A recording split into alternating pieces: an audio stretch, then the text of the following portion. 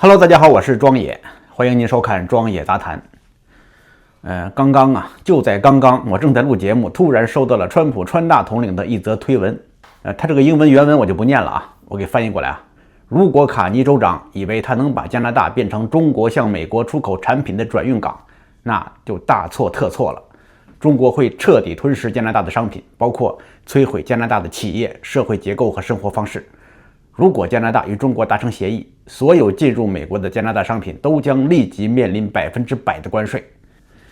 从这个推文咱们可以看出来，川普他一改当初对卡尼的尊重和礼貌，用 Governor 州长这个词来称呼卡尼，并且对加拿大发出了迄今为止最严厉的关税威胁。这到底发生了什么事儿？这也就是今天我要讲的话题。咱们讲一讲在瑞士达沃斯的2场演讲，加拿大总理马克卡尼发表的震惊全世界的主题演讲，还有接下来第2天川普川大统领另外一种风格的演讲。这2场演讲让瑞士达沃斯这个原本汇聚全球精英探讨全球合作的一个度假胜地，瞬间变成了冷战的战场，让空气冷到了冰点。这是2场足以撕裂地缘政治版图的演讲，一边是刚刚从北京暗度陈仓归来，手攥着一沓全新的对华贸易协议的加拿大总理马克卡尼，而角斗场的另一端是挥舞着关税大棒打遍天下，鼓吹美国优先，觊觎他国领土，门罗主义重新回归的川普川大统领。这是一场银行家与地产商的火星撞地球的搏杀对决，更是自由贸易派与孤立主义者在雪山之间的最后决裂。问题来了，这一向稳健的卡尼到底是怎么了？为什么敢在这个时候选择背刺最强大的盟友？他手中到底有哪些牌和筹码，足以支撑他挺起脊梁对抗强权？川普接下来会采取什么样的行动来报复卡尼？加拿大将为卡尼此番的强硬表态承受一个什么样的代价？好，咱们今天就把这个故事从头讲起。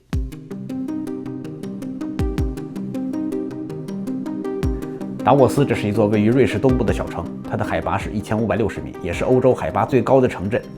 这座小城的自然风景非常的美丽啊，旁边有一座海拔1860米的雪山，绰号魔山，从山顶可以俯瞰整个达沃斯峡谷的壮丽全景。城镇入口处还有一座小的高山湖泊，湖水清澈，夏季可以冲浪，冬天可以滑冰，配以周围的松林和白雪皑皑的雪山，宛如童话世界啊。之所以选这么一个美丽的地方作为世界经济论坛的会址，创始人的初衷是希望为世界领袖们提供一种天然的世外桃源一般的与世隔绝的感觉。论坛的创始人克劳斯·施瓦布先生认为啊，当世界领袖们离开办公室来到空气稀薄远离尘嚣的雪山之巅，更容易让这些平日高高在上的大人物们放下身段，进行真诚甚至是灵魂深处的交流。这也就是大家常说的达沃斯精神。其实啊，这个达沃斯在1971年刚开始创建的时候呢，这只是一个欧洲内部的经济管理论坛，目的是为了让欧洲的商界学习美国的管理方式。后来随着时间的演变，范围扩大，到了1987年，这个论坛被正式更名为世界经济论坛 WEF。 它从一个地方性的欧洲商业研讨会变成了一个汇集全球政治、经济、学术精英的非正式最高议事厅。它在世界经济界的地位非常重要，虽然没有任何的实际权利，但是全球绝大多数重要的政策动向、并购传闻、地缘博弈，有很多都是在这里的闭门会谈中敲定下来的，因此这里又被称为经济联合国。好，讲完了这个达沃斯论坛的背景之后，咱们再说一说今年2026年的这个达沃斯论坛。它的举办时间是从2026年的1月19日周一到23号周五，为期5天。今年参加达沃斯论坛的世界各国政要及高官呢，有美国总统川普、加拿大总理马克卡尼、欧盟委员会主席冯德莱恩、中国国务院副总理何立峰、法国总统马克龙、德国总理默茨、阿根廷总统米莱、乌克兰总统泽伦斯基等等。除了各国政要之外，还有国际组织的负责人，这里面包括联合国秘书长古特雷斯、北约秘书长马克吕特、国际货币基金组织 IMF 的总裁、世界银行行长、世贸组织 WTO 和世界卫生组织 WHO 的总干事，这些人都来到了达沃斯。另外还有科技和商业领袖，因为今年的达沃斯商业板块被称之为 AI 之年，因此那些全球顶级科技公司的 CEO 们也纷纷前来捧场。这里面包括英伟达的 CEO 黄仁勋、微软 CEO 纳德拉、贝莱德董事长兼 CEO 拉里芬克，还有 Anthropic CEO 达里奥阿莫迪、Google DeepMind 的 CEO 德米斯哈萨比斯等等等等啊。除了咱们屏幕前的观众朋友们比较关心的美加博弈之外呢，其实还有很多其他的重要议题。第一个就是全球最新的高新技术，像什么人工智能啊、量子计算和生物技术等等啊，对人类世界的冲击。以及面对 AI 冲击全球30亿劳动力如何进行技能转型。第二个议题就是讨论地缘经济的武器化现象，就是各国如何将关税和贸易协议作为新型的战争工具。卡尼的演讲实际上就是在这个议题下做出的。第三个议题就是在气候危机与资源匮乏的背景之下，世界各国应该如何维持经济增长。好，这3个议题啊，不过咱们今天只是聚焦那些重磅的大国政要的演讲环节。接下来咱们按照时间顺序，你看啊，1月19日周一晚上是开幕式，第二天就是1月20号，这个演讲正式开始。在1月20号上午，这个演讲重头戏就是欧盟委员会主席冯德莱恩和中国的国务院副总理何立峰。冯德莱恩的演讲主题就是呼吁欧洲在分裂的世界中寻找新的定位，在世界已经发生了永久改变的前提条件下，我们必须也要随之改变。欧洲呢，不能仅仅只是地缘政治竞争的一个旁观者。接下来上台演讲的是中国代表何立峰。何立峰他是国务院分管经济金融贸易以及对外投资的，目前在国务院系统内排名第2的副总理。何立峰他在演讲中表达了中国积极倡导普惠包容的经济全球化。他原话是：不行筑墙之举，勤做铺路之人。中国呢，不刻意追求贸易顺差，也不愿意做世界工厂，更愿意做世界市场。但很多时候是中国想买，别人不愿意卖，贸易受到了一个泛安全化的影响。中国愿意发挥超大规模的市场优势，扩大进口力度，加强产业合作共赢，让各国更好分享中国的机遇。好，这个是1月20号的上午。然后1月20号的下午，先是法国总统马克龙率先出场。马克龙的演讲主题就是欧洲不会向恶霸屈服，也不会被吓倒。他严厉批评了美国总统川普对格陵兰主权的口头威胁。尽管其他的欧洲领导人试图保持克制的语气，以防止跨大西洋的争端升级，但是这个马克龙却采取了非常强硬的态度。他说法国、欧洲不会被动地接受强权法则，否则将沦为附庸。不过马克龙这番强硬表态并没有引起大家太大的兴趣啊。大家更关心的其实是马克龙在演讲的时候一直戴着一个大墨镜啊。有很多人在下面纷纷猜测，是不是小马你这个眼睛又被老婆给打肿了？但是他这个眼镜真的是挺帅的啊！这是一种那个飞行员经常戴的那种反光墨镜，被网友们戏称为Top Gun 啊，就是电影《壮志凌云》的风格。然后迅速在全球媒体引发病毒式的传播。然后他这个墨镜的品牌也被媒体扒了出来。一家意大利上市公司 iVision Tech 随后也证实呢，这款墨镜是他们公司旗下的产品呢。这个官网标价是659欧元，就是大约770美元左右。这个结果一出来呢，这个意大利公司的股价在周四一度上涨了将近28%，创下了历史最大的单日涨幅。所以说这个马克龙演讲没太大影响，但是带货能力挺强啊。当然马克龙本人也否认了他跟这个品牌有任何的合作带货关系啊，墨镜也不是赠送的，纯属自己没事买的。而且当时买的时候的这个关注点是法国制造。不过事后法国总统府解释啊，马克龙在室内为什么戴墨镜呢？这肯定不是为了带货啊，只是因为马克龙的眼白上面呢，因为结膜下出血就出现红色斑块啊。当然这个东西看着吓人，实际上病情并不严重，也不影响视力，过2天就恢复。但是开会的时候就得用墨镜挡一下。当然这个法国总统府没有解释他为什么会结膜下出血呢？是因为打了一个喷嚏呢，还是被老婆打了？这个咱们就别瞎猜了。马克龙之后呢，接下来出场的就是咱们加拿大的总理马克卡尼，他的演讲也是1月20号当天的压轴致辞。演讲题目叫做“我们正处于一场断裂之中”，明确宣告旧的秩序已经死去，中等强国应该组建独立的同盟，应对当今的世界形势，并公开支持丹麦和格陵兰对抗美国的关税威胁。这场演讲跟马克龙的演讲不一样啊，虽说也是表达了一种对美国的批评态度，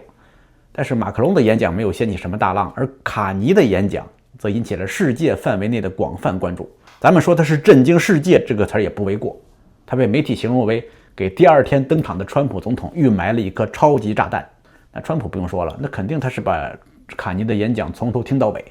那听完之后，我估计啊，这川普心里面肯定跟吃了苍蝇一样难受啊。咱们现在就一起来看一看卡尼到底都说了些什么。当然他这个演讲原文有30多分钟呢，时间关系咱们也肯定不能逐字逐句的把卡尼原话给您念一遍。您要是感兴趣的话，可以上网去查，那篇演讲在网上传的到处都是啊。咱们今天呢，就是我一段一段的把卡尼的原话给你总结归纳概括一下，然后再发表一下我自己的看法。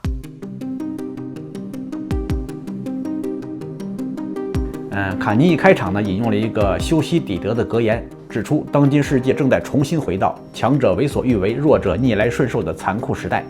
各国往往因为恐惧而选择顺从。他还借用了一个蔬菜水果商挂招牌的典故，揭示了旧的体系并非仅靠暴力维持，而是靠每个人参与一个虚假的仪式来延续，在谎言中生活。这个虚假的招牌就是所谓基于规则的秩序。加拿大是这个秩序的获益者，但是坦率地说，这个秩序本质上带有一个虚假表演的成分。同样的秩序，强者拥有豁免权，弱者只能屈从于贸易规则，只能逆来顺受。这个规则并不对称。卡尼认为，继续维持这种修辞与现实的裂缝已经没有意义，呼吁国家企业摘掉橱窗里的那些虚伪的牌子，停止这场集体表演。这个世界的现状是断裂而非过渡。卡尼直言不讳地说出了一个事实：全球化互利时代已经死去，大国已经将经济一体化当作武器，关税、金融、供应链都可以被拿来作为胁迫别人的工具。对于中等强国来说，之前我们所依赖的多边机构，什么世贸组织、联合国呀，这种集体解决问题的架构也受到了威胁。这样一来，当规则不再保护你，你必须要保护你自己。中等强国们如何保护自己？不能仅仅通过高筑墙，还需要采用一种芬兰提出的基于价值的现实主义，又要有原则，又要务实，在坚持自己核心价值观的基础上，还要务实行动，来提高本国承受压力的能力。然后卡尼提到了自己正在加拿大国内建设这种力量，给大家展示了一大通已经取得的成绩，在经济层面、国内贸易层面增加国防，迅速推进对外多元化，陆续跟欧盟、跟中国、跟卡塔尔建成了新的战略伙伴关系，同时正在与印度、东盟、泰国、菲律宾与南方共同市场谈判自由贸易协定，同时还在国际上基于共同价值观和利益，针对不同议题组建不同的联盟。支持乌克兰，也坚定地与格陵兰和丹麦站在一起，反对针对格陵兰的关税，并全力支持他们决定自己格陵兰未来的独特权利，并呼吁开展对话，实现北极地区的安全与繁荣。同时，加拿大对北约的承诺也是坚定不移，继续与北约盟友合作进行军事投资。此外，卡尼还提到了他正在推动搭建一条跨太平洋伙伴关系与欧盟之间的桥梁，这是一个基于关键矿产打造的覆盖15亿人的新贸易集团，也在组建以7国集团为支点的买方俱乐部。另外，在人工智能方面，卡尼也提出，加拿大正在与志同道合的民主国家合作，以确保不会被迫在霸权国家与超大规模的服务商之间做出选择。加拿大正在与那些与加拿大拥有足够的共同基础、能够共同行动的伙伴们建立一个联盟。这个联盟涵盖世界上绝大多数国家，并且可以在贸易、投资、文化领域组织一张密集的连接网络。而且要想实现这一点，像加拿大这样的中等强国不能单打独斗，必须共同行动。理由是，卡尼就说出了那句震撼全场的名言：因为如果我们不在桌子上，我们就在菜单上。Argue the middle powers must act together because if we're not at the table, we're on the menu. 然后卡尼尖锐地指出，中等强国如果只是追求与单一霸权国家博弈，那本质上就是在相互攀比，看谁更加的顺从。大国竞争，小国争宠。卡尼呼吁停止这种表演，通过联合开辟一条有影响力的第三条道路。对中等强国而言，千万不要再把基于规则的国际秩序挂在嘴边，仿佛这个所谓的规则仍然管用一样。而且中等强国们批评自己所受到的经济恐吓的时候呢，只批评一方，而对着干着同样事的另外一方却保持沉默。卡尼当然没有提国家的名字啊，但是大家都知道他说的是什么意思。实际上就是不点名暗戳戳的，就说不能只说中国的霸凌，而对美国的霸凌视而不见。好，卡尼继续说，我们不能等待旧秩序的恢复，要去建设我们相信的东西。建设强大的国内经济是每个政府的当务之急。经济多元化是国家外交的物质基础，只有降低自身遭报复的脆弱性，才能够赢得坚持原则立场的权利。这句话说得真好啊。然后卡尼就面对全世界给加拿大开始做广告，强调加拿大拥有能源、矿产、人才、资产以及稳定的社会制度。加拿大不再通过怀旧来制定战略，而是要利用自身的硬实力，成为全球破碎过程中的一个稳定器。最后，卡尼发布最终宣言，虽然说强者固然还有力量，但是中等强国们拥有停止假装的能力、直面现实的能力、在国内建立实力的能力以及共同行动的能力，4个能力。坚持这4个能力就是加拿大所选择的道路。这条道路，加拿大愿意与任何与我们同行的国家敞开怀抱。卡尼就是正式邀请志同道合者，在旧秩序的裂缝中建造更公正的新秩序。好，演讲结束，台下观众全体起立鼓掌，掌声经久不衰。这在达沃斯论坛的历史上是非常罕见的一幕。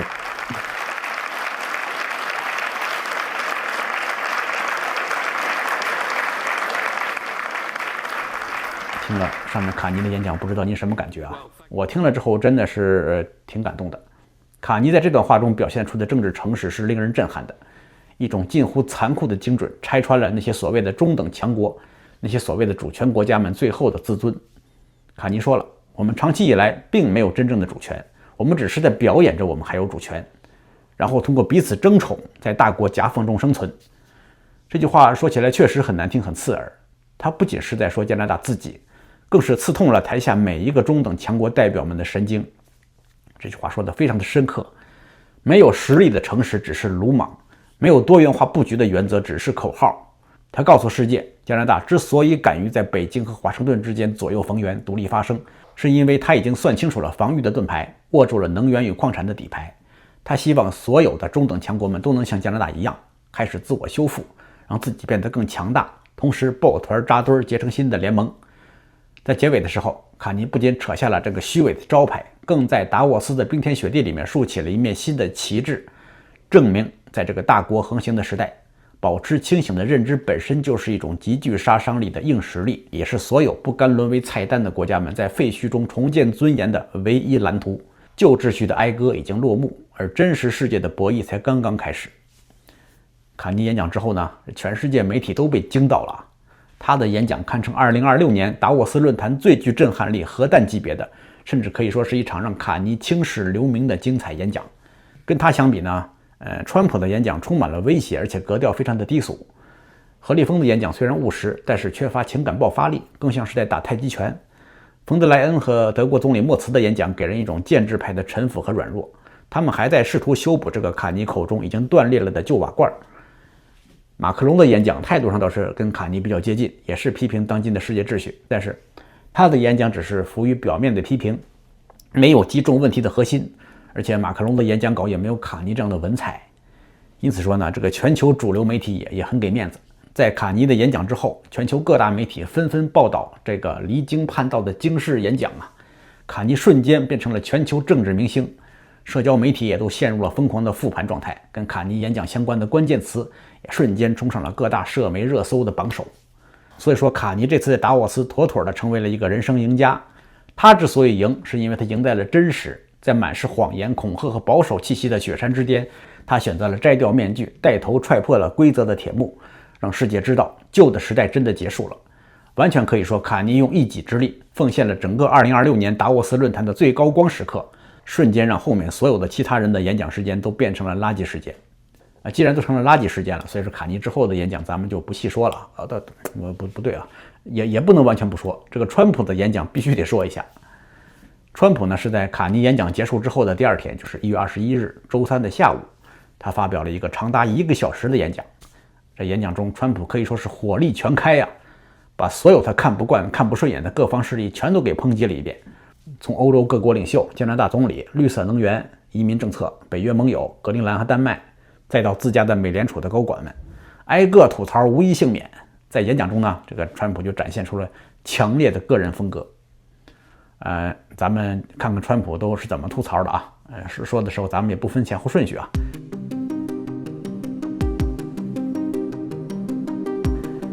川普先是提起格陵兰议题，说格陵兰寒冷且地理位置不佳，但是为了美国的国家安全，这里必须由美国控制。他还指责当年美国2战之后把格陵兰岛交还给丹麦是非常愚蠢的行为，并且批评丹麦不知道感恩。针对川普这番言论呢，专家指出，他这个话里面犯了一个极大的历史知识错误。虽说美国在2战的时候登陆格陵兰岛，帮助丹麦防守德国入侵，但是从法理上来说，美国从来就没有拥有过格陵兰的主权，谈何交还这一说呢？虽然在演讲的时候，川普承诺不会对格陵兰使用武力，但随即话锋一转，话语中带着威胁。我们想要一块冰来保护世界，而他们丹麦却不愿意给。他们面临着一个选择，你可以答应美国的要求，美国会很感激，或者你们可以选择拒绝，但是我们会记住。So we want a piece of ice for world protection, and they won't give it. We've never asked for anything else, and we could have kept that piece of land, and we didn't. So They have a choice. You can say yes, and we will be very appreciative, or you can say no, and we will remember. 哎，您听他这个话呀，话里话外满满的全是威胁呀。威胁完还不够，然后川普竟然把冰岛 Iceland 给剐蹭到了。在演讲中，川普多次没头没脑的提到了冰岛这个词儿，说美国股市跌了都是因为这个冰岛，让我们损失很多钱。I mean, our stock market took the first dip yesterday because of Iceland. So Iceland's already cost us a lot of money. 这番张冠李戴的指控让台下听的是一头雾水啊！当然，大家都知道他说的其实就是格陵兰岛。你看他前面管格陵兰叫做一块冰嘛，把格陵兰岛叫做冰之岛，这个不正常吗？只不过他说的其实是 Iceland， 中间是有空格的。只不过说的时候没有意识到 ice 和 land 合在一起念是另外一个国家啊，因此说也不能说川普是口误吧，其实就是嘴瓢，或者说他想到哪说到哪，没有深思熟虑啊。而且这还没完呢，对于那些欧洲的盟友们，川普的批评更是毫不留情。川普就说，如果没有美国，大多数欧洲国家根本运转不了，强调美国的重要性。他甚至开了一个老掉牙的玩笑，对着台下的欧洲领袖们就大言不惭地说，如果不是因为我们，你们现在所有人都在说德语，甚至还说一点日语。顺便呢，他还批评了一下欧洲的移民方向错误，暗示现在的移民问题让欧洲城市变得面目全非。说他的朋友们去欧洲旅行的时候已经认不出这些城市了。另外，川普还批评英国，他说英国正坐在北海之上，这可是全球最丰富的资源储备地之一啊，但是他们却不利用它，这就是他们英国能源水平已经达到灾难性的最低点，同时价格却高得惊人的原因之一。此外呢，川普还嘲讽了法国总统马克龙戴墨镜的行为，说我昨天看到了他戴着那副漂亮的太阳镜，怎么回事啊？引起台下一片笑声啊。然后他还讲述之前某次与马克龙沟通的时候呢，曾经要求马克龙提高处方药的价格，马克龙多次拒绝之后呢，川普就威胁要对所有销往美国的法国商品征收 25% 的惩罚性关税，并且对葡萄酒和香槟征收 100% 的关税。一说到这个，只用了3分钟时间就让马克龙低头答应了，而且川普还模仿马克龙的语气说：“不，唐纳德，我会做的。” You're going to do it. You're going to do it fast. And if you don't, I'm putting a 25% tariff on everything that you sell into the United States and a 100% tariff on your wines and champagnes. And that's about 10 times more than what I'm requesting. And you're going to do it. I don't want to go public with it, but you may make me do that. No, Donald, I will do it. 然后话到兴头上，他连东道主瑞士都没放过呀。他说，之所以将瑞士的关税提高到 39% 呢，是因为瑞士联邦的总统卡林凯勒祖特尔在电话中不断反对他原本给定的 30% 的关税，结果让他感到很烦，被惹毛了，于是就决定直接加码到 39%。当然，川普说这段是当笑话讲的，他自己其实都没有意识到，他这话里话外暗藏的对弱者的那种恶意满满的霸凌姿态，让人心头非常的不舒服。接下来就是重磅啊！针对咱们加拿大的总理卡尼，卡尼前一天的演讲，这个川普是一句没落，全都看在眼里。虽说卡尼在演讲中并没有指名道姓提美国的名字，也没有提川普的名字，但是谁都不傻呀。那卡尼背后说的是谁，大家心里面都清楚。于是川普在台上说起加拿大，那可就不客气了。加拿大从我们这儿得到了很多免费的好处，他们应该心存感激，但是他们并没有。我昨天听了卡尼总理的演讲，他并不感激，但是他们应该感激我们。加拿大能生存全是靠美国。马克，请你下次发言的时候记住这一点。Canada gets a lot of freebies from us. By the way, they should be grateful also, but they're not. I watched your prime minister yesterday. He wasn't so grateful. But they should be grateful to us. Canada lives because of the United States. Remember that, Mark, the next time you make your statements. 你看，川普就直接点了坐在台下听他演讲的马克·卡尼的名字，这话说的非常的不客气啊，非常具有威胁性。此外，川普还有提到北约。川普说，在他上任之前，美国承担了北约100%的费用，还说美国承担开支，却从未从北约获得任何的回报。他这些对北约的无端指责，其实也是没有根据的。根据北约的官方数据显示，美国的国防开支虽说占比很高了，但是绝对到不了100%这个程度。另外还说北约对美国没有回报。那你看当年美国在发生911恐怖袭击之后，北约盟国跟随美国参与了多项国际军事反恐行动，光在阿富汗占领的20年间，就有很多其他国家的军人阵亡。而最为讽刺的是，被川普霸凌最狠的丹麦阵亡40人，是这份阵亡名单中阵亡比例最高的北约国家。另外，川普还抨击了世界范围内的绿能政策，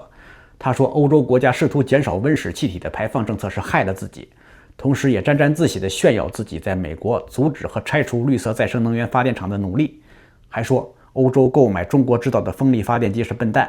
说中国非常的聪明，中国把所有的风力发电机都卖给了那些愚蠢的买家，但是中国自己压根不用。外界评论川普这句话也犯下了一个极大的事实性错误，谁说中国不用风力发电了？虽说2025年中国的风力发电量只占中国电力结构的12%，但是它的绝对装机量是巨大的。在2024年的时候，中国的风力发电量就已经占到全球风能发电的40%，怎么能说中国不用呢？川普完全这就是想到哪儿说到哪儿，想一出是一出啊，事前也不做任何的调查研究。最后说到美国自己的美联储呢，他这个话也不客气啊，说这些人呢换了位置就换了脑袋，上任以后呢就不听他的话了，不跟他商量任何的利率政策。他这番宛如老板抱怨员工的言论呢，引来台下很多金融圈人士的尴尬笑声。好，以上就是川普发表的这长达1个小时的演讲，这个大家听后什么感觉呀？是不是感觉又粗鲁又危险，而且又漏洞百出啊？现场的反应也能看出来，大家也都是礼貌性的给点掌声。事后呢，全球评论基本上也都是批评和嘲讽，跟卡尼所受到的待遇基本上是一个天上一个地下，谁的水平高，谁的水平低，高下立判。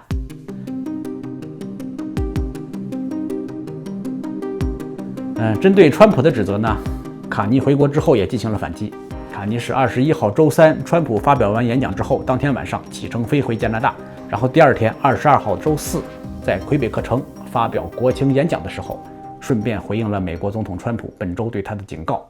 刚才咱们说了啊，川普演讲的时候说，加拿大之所以能够存在，是因为美国，并提醒加拿大总理下次说话的时候要记住这一点。因此说，卡尼在周四的讲话中呢，其实他也注意到了川普的这个情绪，于是就把这个话往回收了一收，说加拿大和美国在经济、安全以及丰富的文化交流方面，建立了非凡的伙伴关系。你看这卡尼啊，骂美国的时候从来不提美国的名字，只要提到了美国的名字就全是表扬。这就是卡尼的办事风格，非常聪明的一个人呐。但是呢，他夸完美国之后呢，随即话锋一转，明确反驳了川普的说法。加拿大并不是因为美国而存在，加拿大之所以繁荣，是因为我们是加拿大人。不卑不亢地把这个川普的话给顶了回去。其实卡尼周四在魁北克这番国情讲话也很精彩，他呼吁加拿大人在即将到来的经济挑战面前团结一致，同时盛赞加拿大是在日益倾向威权主义的世界中一个少有的灯塔。只不过这次他在魁北克讲话的主要就是聚焦国内事务，因此媒体关注的比较少，难以重现他此前在瑞士达沃斯世界经济论坛上的这个广泛赞誉啊。观众朋友们，您看啊，在达沃斯的雪山之巅，这一场世纪冲突让川普和卡尼这二位从此算是结下了梁子。川普是世界超级霸权的流氓头子，依然相信强权即真理，而卡尼则是新时代引领中等强国们团结对外的带头大哥，带头喊出反叛传统规则的声音。他们两个人的较量，前方注定是狂风暴雨。川普的团队成员此前已经公开批评卡尼在达沃斯的言论，美国的商务部长卢特尼克将卡尼的讲话称之为政治噪音，并警告渥太华，近期与中国达成的协议可能会影响今年即将展开的美加墨贸易协定之后的谈判。川普和卡尼的较量还出现在1月22日，就是在川普完成演讲之后的第二天周四的上午，川普在达沃斯主持推出了一个治理加沙的和平委员会的签约仪式。本来川普预计大概会有35位大国领袖出席仪式，结果呢，包括加拿大和多数欧洲盟友在内的许多国家领导人并未出席，直接无视川普的邀请。现场出席的国家不足20个，而且都是一些像什么阿根廷啊、土耳其啊、匈牙利啊、保加利亚、巴基斯坦等等一些无足轻重的国家。但是卡尼他没有直接拒绝这个邀请，他是在1月21日川普发表完演讲之后的当天晚上就回国了，打了一个时间差，故意错过了第二天上午的这个和平委员会的签字仪式，把川普气得火冒三丈啊！这场和平委员会的签约仪式被专家们解读为非常的失败啊！这不仅仅是礼仪上的尴尬，更象征着一种交易型外交的破产。之所以失败，也是因为它这个入场费太贵了。因为参加这场仪式的国家都被要求支付至少10亿美元的入场费，以换取所谓的和平委员会中的永久席位。当然，卡尼决定不参加，一定不是因为入场费太贵，肯定是因为其他的考量。因为一开始卡尼对加入这个委员会是持一个开放态度的，但是随后卡尼的态度就发生了转变，变得非常的谨慎。这就说明他这个委员会里面一定还有很多内幕的东西我们不知道。当然，他这个细节以后咱们会慢慢搞清楚的。反正卡尼就是没有主动参加了。这个川普一看我这个签约委员会怎么这么多人没来呀？说句不好听的，该来的没来的，不该来的全来了。这就让川普颜面尽失。于是，在所谓的和平委员会的签约仪式上，大家可以从现场看到这个川普一直拉着个脸，没个笑模样。随后，当晚回到下榻住所之后，川普就发飙了，进入到了一种近乎疯狂的模式，在社交媒体上一共发了50多条推文，几乎每4分钟一条，痛骂反对者，力挺支持者，然后还忘不了再自夸一下。当疯狂输出了2个小时之后，然后川普就坐飞机回国嘛，这期间稍微消停了一会儿，然后回到国内之后又马不停蹄，在接下来的12个小时里面又连续发布了20多条动态。在这其中，就是在美国东部时间晚上9点50分，川普发了一条让人倒抽一口凉气的推文，就是正式撤回卡尼的和平委员会的邀请。这其实就是有点川普向卡尼宣战的意思了。咱们简单说一下这个所谓的重建加沙和平委员会。说是和平委员会，其实说白了就是一个超大型的地产项目。川普你看他是地产商人出身嘛，他最喜欢搞地产项目。就目前已知的信息呢，我们暂时还不知道到底有多少国家收到了他这个和平委员会的入会邀请。但是卡尼是目前为止唯一一位被撤回邀请的世界领导人。川普给出撤回的理由是说卡尼不知道感恩。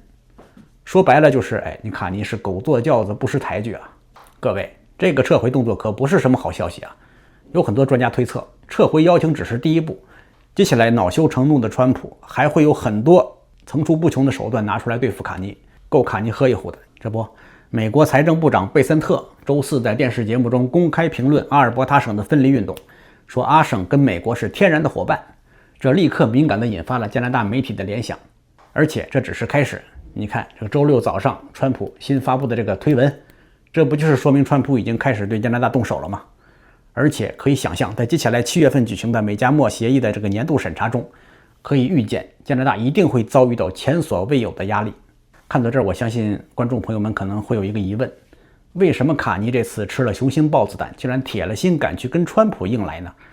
在川普的眼皮底下拉拢欧洲盟国合力对抗川普。虽说卡尼刚从中国和卡塔尔那里拿了不少好处，好是好，但是那些经济体呢，离加拿大10万8千里，隔着一个大洋呢。俗话说远水解不了近渴，而且从到手的经济利益的总体规模来说呢，也远远没有达到可以取代美国的地步。而且这些利益呢，还没有立刻吃到嘴里面，从完成谈判到实际操作，中间起码还得有至少1年时间吧，或者好几个月。那你为什么卡尼现在这个时间点就跟美国摊牌呢？你是嫌自己死得不够快吗？难道就不能等到今年7月份美加墨协议审查之后再跟美国摊牌呢？这卡尼这个脑子里到底怎么想的呢？这么着急想当世界领袖跟川普翻脸，那直接受害的不就是加拿大普通民众吗？好，这么多个问题啊。要回答这些个问题呢，咱们得需要先看清楚这一次去达沃斯，卡尼真正的目的是什么。卡尼并不是去反美的，而是去摇人，要投资去的，是跟欧洲建立战略同盟去的。有人说他高举反美大旗，但是卡尼自己从来没有说过自己反美。这就是为什么他那篇惊世骇俗的演讲词中只字未提美国，也没提川普的名字。因此他这里面藏着很深的玄机。按照川普的一贯表现呢，喜怒无常，变来变去。我觉得卡尼应该是胸有成竹，有信心能让川普发飙，同样有信心能把话给圆回来。他就见川普就可以说呀，你看我说的没错啊，旧的秩序已死，你川普带头退这个退那个的，你看这种反抗旧秩序的精神是你美国带头搞的，你给我们打了一个样啊，我是跟你学的。再说了，我们反的是旧的国际秩序，反的又不是你美国。还有啊，卡尼可以说呀，你看我演讲中不断批评大国利用经济手段胁迫他国，我这里的主语是大国，我又没说你美国是吧？你看我们家斜对面住的那老头名字叫大国。当然这个只是开玩笑啊。至于怎么把话圆回来呢？这个我也不用替卡尼操心呐。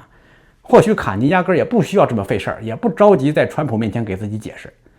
因为他这次在达沃斯目的已经达到了。他一方面用一篇精彩绝伦的演讲给加拿大做了一个特别好的广告，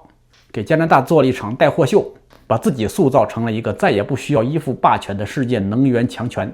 同时，卡尼这次在达沃斯成功地把欧盟、英国和加拿大的利益捆绑在了一起，在理论上建立起了一个 G7 内部的抵抗阵线。同时，背后还有上一周来自中国和亚洲市场的背书，卡尼就前所未有地感觉自己底气十足。至于为什么不能等到美加墨协议审查之后的7月份再跟川普翻脸呢？这个其实是伪命题。自从卡尼踏上中国土地的那一刻起，7月份的这一个审查基本上就注定将会是一场美国对加拿大的屠宰场。虽然加拿大手中已经有了中国这张底牌，但是这张底牌还不够硬。底牌不够硬的后果就是在7月份的谈判到来的时候，加拿大会被美国修理的惨不忍睹，生不如死。因此，卡尼就有一份非常紧迫的日程表。现在距离7月份还有6个月的时间，卡尼必须要在这6个月中，依托中国的贸易承诺，有效建立起一个跨太平洋、跨大西洋的能源运输走廊，让中国这个备胎开始正常转动。再加上达沃斯这一次利盟宣言，这样的话才可以在7月份之前拿到足够的谈判底牌。卡尼必须要让川普看到，加拿大现在是欧盟以及世界所有中等强国的带头大哥，世界能源霸权。而且这个所谓的世界能源霸权可不是口头说一说啊，已经在我卡尼紧锣密鼓的超强行动力面前初步实现了。到了那个时候，美国在谈判桌上如果再要跟加拿大叫板的话，那就得掂量掂量了。好，这个其实就是我对卡尼在达沃斯论坛上跟川普川大统领的巅峰对决这一重要政治事件中的深度解读。所以大家也不需要过度担心加拿大未来的命运和前途，我还是选择相信卡尼，相信他能够度过眼前这一关。虽说大选的时候我没有投卡尼啊，但是随着时间的推移，我越来越觉得这个人不一般。直到这次达沃斯演讲，就是完全颠覆了我之前对他的看法。卡尼在达沃斯的精彩表现，让我真正认识到了加拿大何其幸运，我们有了一位真正属于这个时代的领导者。在达沃斯的雪山之巅，面对超级大国的恐吓与旧秩序的残骸，马克·卡尼没有选择躲进强权的阴影里，去换取一份短暂而廉价的安全感。他选择站了出来，以一种近乎孤勇者的政治诚实，为加拿大也为这个世界上所有不愿意被写进菜单的国家敲响了觉醒的战鼓。那一刻，他不仅是一位精通金融、计算风险的银行家，更是一位真正理解国家命运重量的战略家。他看透了规则背后的虚伪，也看懂了长期依附所带来的慢性窒息。于是他亲手拆下那块写着美丽谎言的招牌，告诉世界，我们不再用假装换安全，不再用沉默换庇护。在达沃斯那场震撼人心的演讲中，当他坚定地宣告加拿大将以有原则的现实主义开辟第3条道路的时候，世界第一次清晰地意识到，加拿大不再只是夹在强权之间的好邻居，而是一个敢于定义规则、敢于召集中等国家站在一起的发起者。那一刻，卡尼所说的并不只是外交路线，也不是抽象的地缘政治，他说的是这个国家背后数千万普通人的未来，是清晨冒雪去上班的工人，是在实验里面通宵做研究的年轻人，是担心孩子们将来是否还能过上体面生活的每一个家庭、每一个普通人。卡尼正在用他的行动告诉世界，加拿大的繁荣从来不是任何人的施舍和恩赐，而是因为我们选择成为我们自己。他用脊梁挺起了一个国家的尊严，他用一篇演讲的重量让加拿大重新站回世界的中心舞台，不是靠咆哮，不是靠恐吓，而是靠清醒、靠诚实、靠不说空话的务实主义。前方的道路注定不会平坦，压力、围堵、代价都将真实地落在我们身上。但正如卡尼所说，我们已经停止了表演，选择了真实，而这种真实恰恰是这个时代最稀缺也最锋利的硬实力。今天的达沃斯雪山见证的不仅是一场秩序的松动，更见证了一种久违的担当。当卡尼说出那句令人铭记的话，如果你不在桌子上，你就在菜单上，这不仅是一句警告，更是一份托付，托付给加拿大，也托付给每一个仍然相信尊严、理性与共同未来的国家。旧世界的哀歌已经渐行渐远，而属于加拿大的新篇章才刚刚翻开第1页。我是庄野，欢迎您打赏、点赞、订阅、留言，或者是点击屏幕下方的2维码加入会员，用每月1杯咖啡的钱赞助庄野进行内容创作。庄野在这里感谢您的支持和鼓励。得嘞，咱们下次再见。